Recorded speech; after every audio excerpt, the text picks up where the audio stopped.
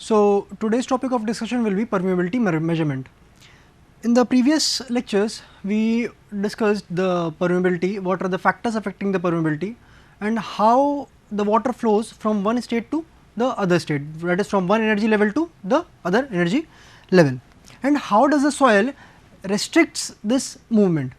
So, continuing with that topic, we will first see some important point, that is we studied it last time that velocity is directly proportional to what? Hydraulic gradient. So, we replaced it with coefficient of permeability, that is K, and also understand one thing, that this one is what? This one is an average value, but in actual what is going on there, that this flow is taking place through the voids, that is the seepage velocity in actual. So, that can be written as this seepage velocity will also be proportional to what? Hydraulic gradient. Similarly, when it will be replaced, this proportionality sign will be replaced, then a constant will come here, that is this Kp into I. So, this Kp here, it is what? It is a term which is called as coefficient of percolation. So, in actual this is the scenario, but when we take the average value, this thing happens. So, if you are taking the average values, then V seepage by this V average value is nothing but Kp into I and then K into I. So, that is the ratio nothing but Kp upon K, and when we take the values, then we already know that Vs is equal to Vs by V is equal to 1 upon neta. So, when we take this thing, so understand here that the relation between Kp and K is what? 1 upon neta. So, this is one thing, that there is coefficient of percolation and there is one thing, that is coefficient of permeability. So, moving on to the next thing that we were discussing in the last class, that was the factors affecting the hydraulic conductivity. So, understand here that we have already discussed grain size distribution and void ratio and the fluid viscosity. We were discussing the 6 factors which are there, that is degree of saturation and entrapped gases, foreign impurities and adsorbed water. These 4 things, this one, entrapped gases and foreign impurities and adsorbed water. So, understand here that anything let us say it is the cross sectional area and this is the solid portion. If this is the voids and water is filled in it, if water is filled in it, so there will be no problem to the flow of water, because water and there is also present in the voids is water only.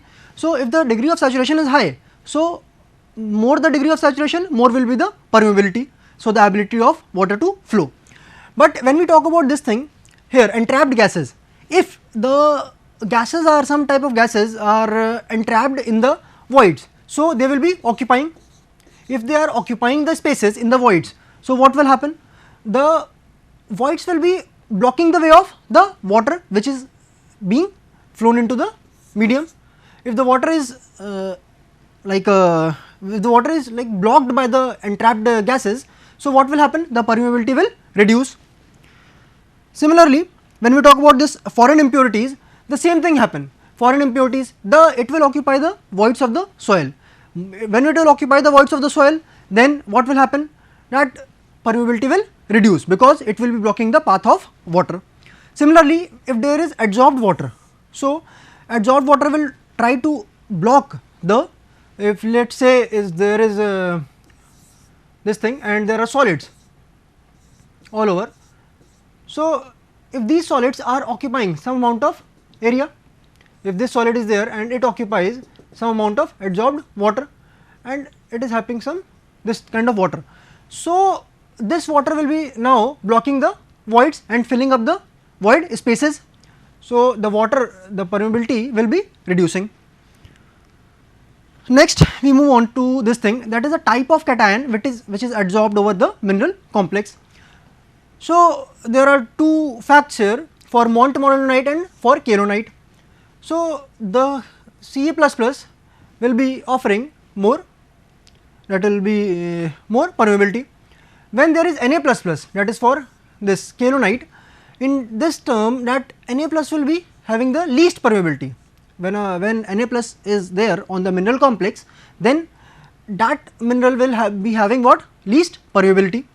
So, these are different thing, that is K plus is less than Na plus, less than H plus, less than Ca2 plus. And for kaolinite similarly, it is Na plus is less than, it is having the less permeability than K plus ion, then Ca2 plus plus Ca2 plus ion, and then H plus ion, having that clay mineral. As the permeability of the sodium clay is the least among the all, it is generally used for the preparation of central impervious core in the composite dam. As you know that dam is for retaining the water, and if some water is like being passed through the dam, through the surface of the, through the structure of the dam, then it will lead to failure if more amount of water is like flowing, and so that will lead to some kind of failure. So, in that case we need a material which is having least permeability. So, we can use the clay which is having this sodium ion. Next is the structure of the soil. Then structural variation affects the permeability of fine grained soils by higher extent in comparison to what? Coarse grained soils. So, remember these 6 factors which are also playing an important role apart from the grain size distribution and the void ratio and the fluid properties that we discussed as viscosity and unit weight of water. So, now we will be moving on to a new topic here, that is equivalent permeability in a stratified medium. Let us say what is a stratified. Whenever we say stratified, that means what? A layer, that is a layer. So, understand here one thing, that whenever layer is there, let us say there are different soil, and in this soil this is of sand, say sand, this one is clay, and this one here is rock or something else. So, this layer is different from this layer, the properties of this one will be different from this one, its permeability may be different, its permeability may be something different, K1 and K2. Also understand here this K1, this K2, it might happen that its height is, let us say H1 and its height, let us say it is H2. So, the height, the thickness of this layer will also be a very important factor. So, when the water passes through, like if it passes through this in this horizontal direction, or sorry in this vertical direction, or the water passes through in this horizontal direction, and it will be divided into both the layers. So, how will this, the permeability will be getting affected, we will be noticing this thing. So, here in stratified soil there is a marked variation in the permeability of the soil when flow is parallel to and perpendicular to the bedding plane, that is it is observed there.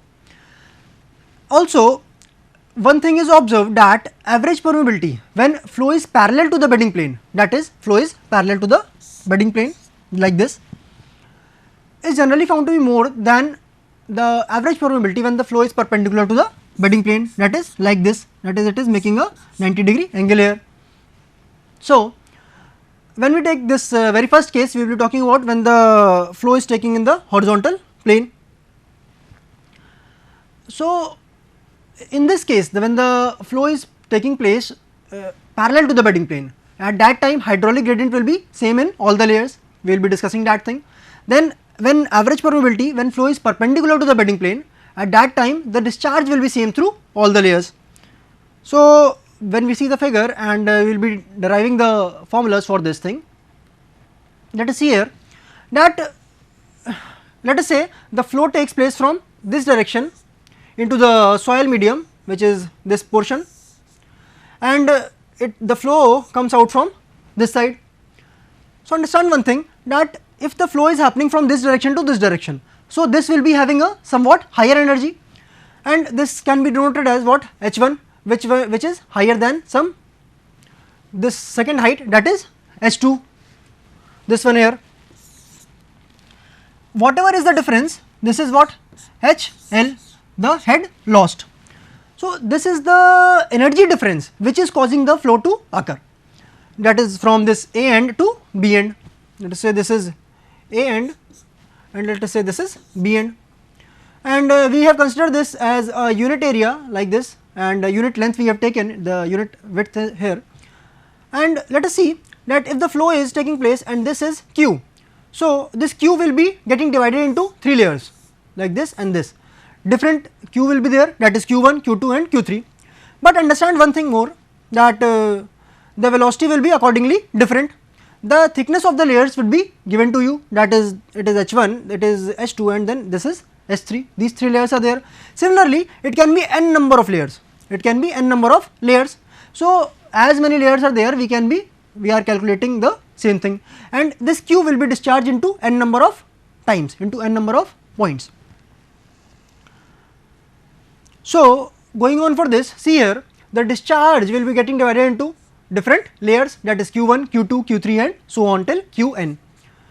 Also, we can write this Q as what? Area into velocity, and similarly we can divide for each and every layer, that is area into velocity, this first part, then second part, then third part, then till nth part.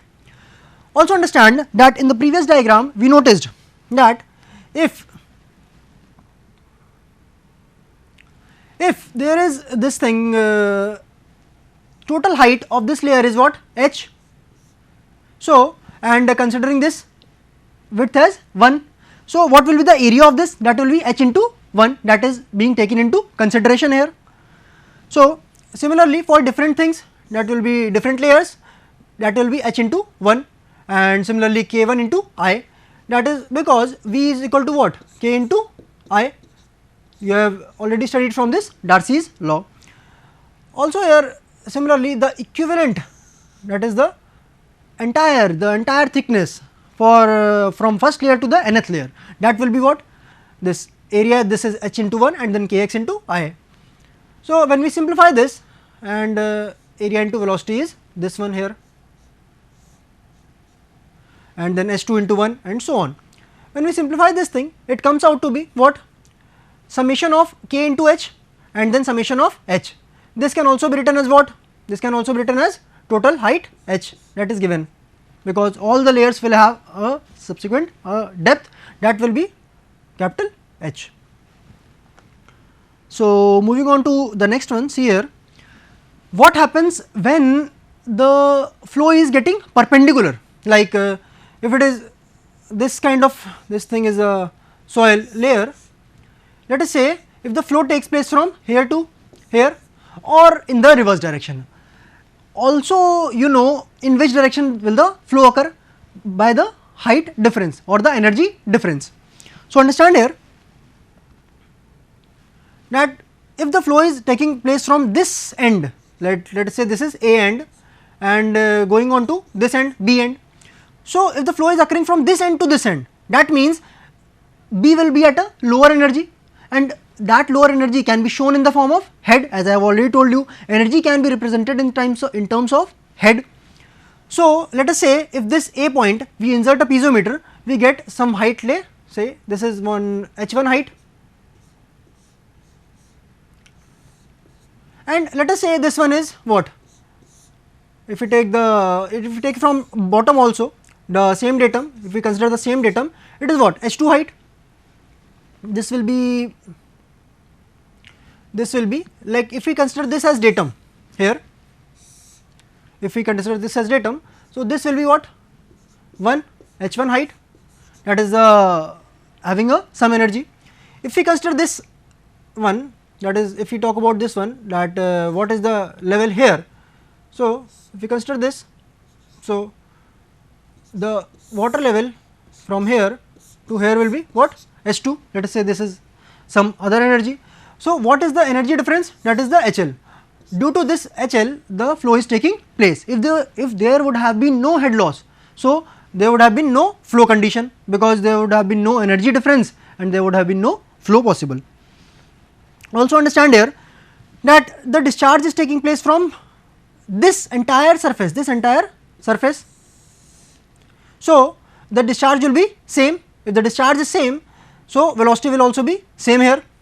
Also understand that these are having different permeability values, that is K1, K2 and K3, and different thicknesses H1, H2 and H3. So, but understand here one thing, that the hydraulic gradient, that in the previous case, in the average one, was having the equal values, but here the when we pass each and every layer, there will be some energy loss here. In this point, let us say 5 units are lost when it travel here. When the water travelled from this position to this position, there will be some more energy loss, because the medium will be resisting the flow. Similarly, when it moves up here, then what happens? There will be some more energy loss, that will be higher than the second one. So that is why there is different hydraulic gradient, that is I1, I2 and I3. So here we will be deriving this equation, that is we know that the velocity of the flow through all the layers is same, and the total head loss, that is H, will be equal to the summation of all the head losses in the different layers. So considering like V is equal to V1, that is equal to V2 and V3 and so on till n layers, that is we have considered what, n layers, and applying this formula, that V is equal to what, you already know that V is equal to what, Ki. So equivalent is this Ky into I, that is the equivalent permeability of the entire layer through which the flow is taking place, the entire thickness, and then K1 into I1, K2 into I2, that is we are taking the individual layers. Also you know that the value of hydraulic gradient is what, nothing but head loss and what, the total length of flow for it. So one thing more important, that is here, that is we are simply putting the value of the hydraulic gradient, and also understand that the head loss is also equal to what, summation of all the different head losses in each and every layer. Let us say this H can be written as I, and we have written this thing I into L. So this H is equal to what, nothing but I into L, that is the head loss, and I into, there are different heights, that is H1 thickness, then H2 thickness, and then H3 thickness. So I into H1, I into H2 and I3 into H3. So we have taken these different terms.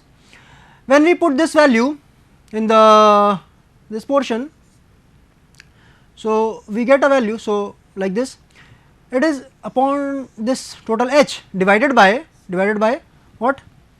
So if we write the formula here in the summation form, we can say that Ky is nothing but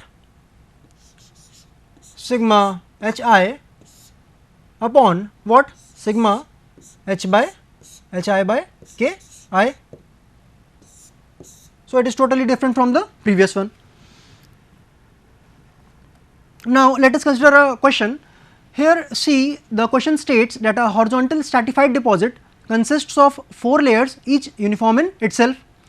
The permeabilities of the layers are 7.5 into 10 to the power minus 4 centimeter per second, all are to the power of 10 to the power minus 4 centimeter per second. Second one is having a value of 49, third one is 13, and then fourth one is 17, that is 17 into 10 to the power of minus 4 centimeter per second. And there is also given what, their thicknesses. So you have got the permeabilities of each and every layer and also the thicknesses. So what will happen here, that these are some layers here, let us say this is layer 1, layer 2, the layer 3, then layer 4. So you have got what, K1 value, you have what, K2 value, you have what, K3 values and K4 values. Similarly you have also got what, the thickness value, that is what is the thickness of this. So you have got H1, you have got H2, you have got H3 and you have got H4, and also you know the formulas for each and everything. So we have given for the very first layer H1 is equal to 5 meters and K1 is equal to 7.5 into 10 to the power of minus 4 centimeters per second. For the very second layer H1 is equal to 4 meters and corresponding K1 K2 value is 49 into 10 to the power of minus 4 centimeters per second. For the third layer this will be K3, that is 13 into 10 to the power minus 4 centimeter per second, and then this, for this will be K4, and then this will be H4, and then this will be H3, and then this will be H2. So there are different layers H1, H2, H3 and H4. So these are different values, that is 17 meters, that is 66 meters. So we have different layers with different thickness and different permeabilities. Now when we talk about the horizontal direction, that is if this is the layer, this is the different layer, the flow is taking place like this. So it will get divided into different sections, and we know the formula for this is what, sigma Kh upon sigma H, So, we have placed the values here. Sigma kh means what? K1 into H1, then K2 into H2, then K3 into H3 and K4 into H4. So, here H1 plus H2 plus H3 plus H4. So, understand here we are simply putting the values, that is K1 value here and then this H1 value. Similarly, K2 value here and then this H2 value, and H1, H2, H3 and H4, and similarly this value and this value. So, when we talk about this, the height will be something called as this, total height will be, that is 32. When we solve this, it is coming out to be the horizontal permeability. If we consider a simple layer, if we convert into a single layer, then it will be having a horizontal permeability of Kh. It is having 4 layers. If we consider a single layer, so what will be its permeability? We have defined as 17.39 into 10 to the power of minus 4 centimeter per second. Talking about the vertical direction, here see that Ky is equal to what? Let us say K vertical, and we know the formula here, that is what? Sigma h I, that is the head loss, and that is the thickness, and then what? Sigma h by k, that is this and this, hi by ki. So, we have placed the values here again, that is the numerator, that is the height 5 plus 4 plus 17 plus 6, that is 32, and then in the denominator we put the values accordingly, that is h1 and k1. We have taken out this value common, 10 to the power 4 here, and then when we solve this, it is coming out to be 13.284. Now, see here that in this horizontal one, this one here it will be K vertical and then K vertical here. Also understand that the previous one here, this one, that is this one will be K vertical one, the previous one was horizontal one, all things. And when we talked about the horizontal one, it was what? 17.39, the horizontal one was 17.39 into 10 to the power minus 4, and we talk about the vertical one, that is what? 13.284, and it is generally seen that horizontal is what? More than vertical one when the flow is according to the from the top to bottom. So, that will be taking place. Now, we will be moving on to the next topic, that is how to determine the hydraulic conductivity. Hydraulic conductivity means what? Coefficient of permeability. So, it can be done via various methods, that is constant head method and falling head method in the lab. When we talk about the field method, we will say that pumping out method and pumping in method, that we will be considering certain things there. And when we talk about this indirect methods, it can be Allen-Hazen method and consolidation method, which we will be looking here also. Allen-Hazen method here shows a relationship between the permeability and one its coefficient is there, constant is there. So, we will be looking that thing with the D10 size particles and then what? K permeability, we will be discussing those things. Now, let us move on to the very first topic here in this, that is laboratory methods, constant head method. So, this method here, this method is specially suited for the coarse grained soil, since adequate measurable discharge is needed for the accurate determination of the permeability. So, understand here that it is suitable for what? Coarse grained soil. If this is suitable for coarse grained soil, then understand that when there is a coarse grained soil and there is a, let us say, fine grained soil will be allowing the water in a very much less speed or very much less quantity, and this coarse grained soil will allow the water to pass through easily.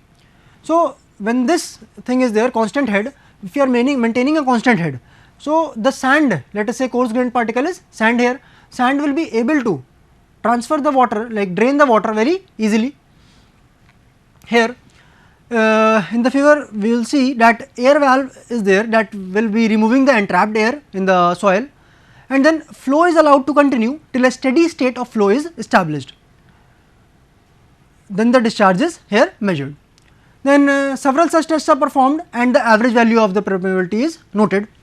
Let us see here that here in the figure there is an overhead tank that will be having a constant supply of water, so that this will be remaining a constant value, it will not decrease here.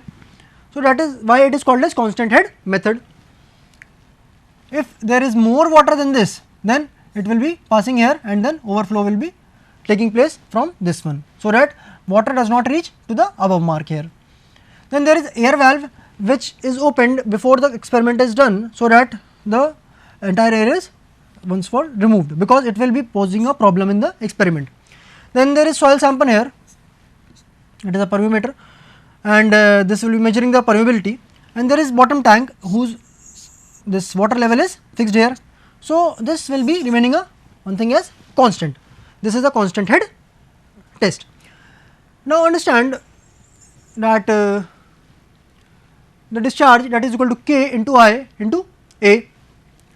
Then here when you talk about this, what is the volume, that is K I into A into time T, because it is what, per unit time, this will be discharge, that is per unit time. So, when we multiply the time, what will happen there, that we can know the volume of water collected, and we will be noting the volume of water that is collected, that is when the flow takes place from this end to this end, we will note down the volume of water collected in this jar, measuring jar. Then when we take this K into I into A into T, then another thing, area of cross section of the soil specimen, that is this thing here. What is the cross sectional area through which the water is flowing there? Then T is the duration of water collection, for what duration, for how many seconds, for how many minutes we are collecting the water. And we also know that I is equal to nothing but head loss per unit length of flow, and here H will be the difference in the manometer levels, and then L will be the difference in manometer tapping points. So, here when we talk about this thing, what is the volume of water collected, that is K I into A into T, that we saw there. Then I could be written as what, nothing but H by L, so that is here written. Then A into T, we got the H values by difference in manometer levels there, and then the length L is the what, difference in the L is what, the here it is shown, that is the level of, first thing here this point is 1 and this is the second, the level of tappings, that will be the L thing here. So, we get K is equal to VL by A into H into T, and the usual notations, that is the notations are there, that will be seen there. When you talk about the fine falling head method, this test is suitable for fine sand and silts, because in these soils permeability is too small, like we will not be taking it for clay, because that will be taking a lot of time, because the permeability is very low.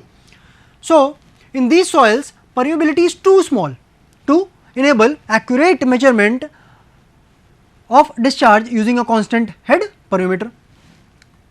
So, during this test water level will be continuously dropped, because in the sand, when we took the coarse grained soil, it was very much easier to let the water flow and maintain a constant head, but here the permeability is very low. When the permeability is low, so we will be taking a at different time intervals, we will be taking that thing. So, in this falling head method, let us say the initial head difference will be H1 at time T1 is equal to 0, and so this is a topic that we have to be covering in the subsequent lectures, and we have studied in this topic, that was the different methods of hydraulic conductivity measurement, that is the constant head method, and then this one is the falling head method. Now, for this falling head method, we will be continuing in the very next topic, and we will be trying to get onto another topic, that is the effective stress principle, after this topic. So, thank you. With this we come to an end for this lecture.